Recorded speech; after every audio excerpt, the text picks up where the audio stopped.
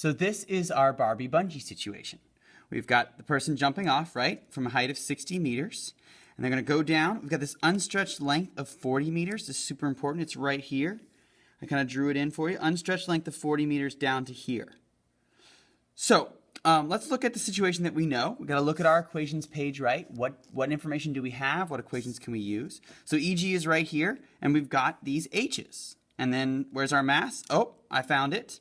Here's our mass right here. All right, so EG equals mgh. And we can do the math on down to get each of these mgh's, right? We're just going to take the mass of 40 times g of 10 times height of 60 and solve. Magical quick solve. Just simply mgh the whole way down. Now, what else do we know? We got this x. We're looking for the stretch now. So how are we going to find stretch? Well, here's our unstretched length of 40. So when we're up here at the top, are we stretched out at all? Is there anything stretched? No, we've got our spool of cord like right next to us, right? So no stretch here. And then when we're 30 meters down, the unstretched length is 40, so we haven't hit the end of that cord yet. So again, no stretch. Now at a height of 15 meters, we're 45 meters down. So how much have we stretched? From the 40, that unstretched length, 45 down, we've stretched 5, right? Don't let me do this for you. Remember, work ahead and then come back. Work out ahead. Try to finish this whole thing if you can. And when you get stuck, you can hit play on the video, but not until then. You have to learn by doing. Watching this video, you'll understand everything will make perfect sense, but that doesn't mean that you can do it. I want you to be able to do it. All right, so at a height of 5 meters, what's the stretch going to be? Well, we're 55 meters down. So we're 15 meters past the 40 meter mark. That's how much it's stretched now. And then finally here at the bottom, 20. So what information do we have? We now have stretch, so we can solve elastic, right? Because it's 1/2 kx squared. What's our k? We got to go look at our values, right? We've got k right there. And there's our equation, E equals 1/2 kx squared. We've got a k.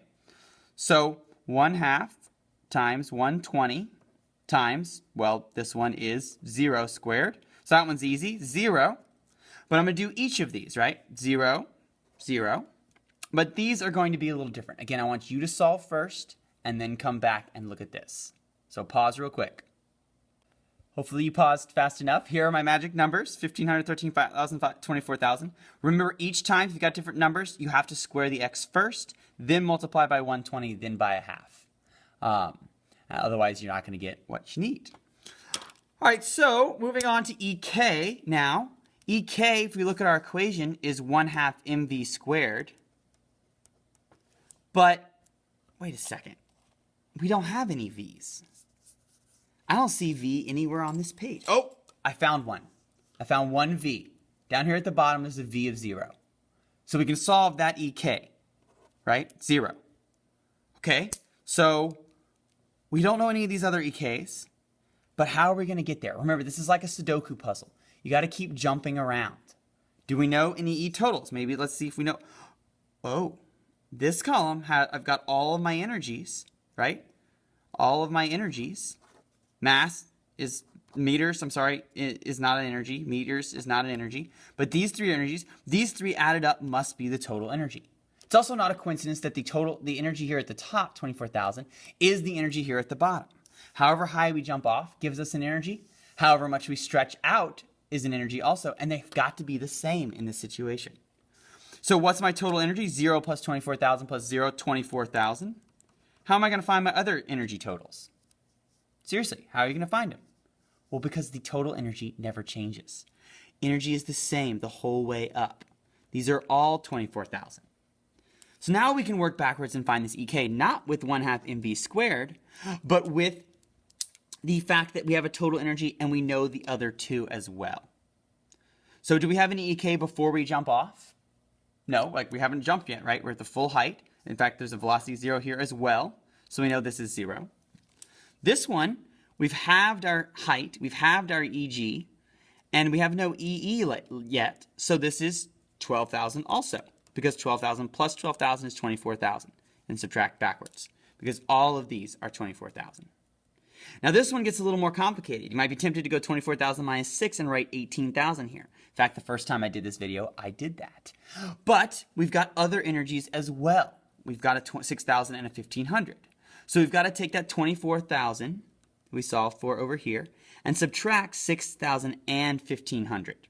And we get 15,500. I'm sorry, 16,500. 16,500 plus 500, 17,000, 18,000 plus 6,000, 24,000. Awesome. And then down here, you would think the EK would keep going up. And if we didn't have an elastic cord, it would. But look at how much energy has gone into E elastic. 13,500 worth. So we've got 15,500 of energy that's not kinetic. And that's good because that's what our cord is for slowing us down. So 15,500, 24,000 minus 2,000 is 22, minus 13,500 is 8,500.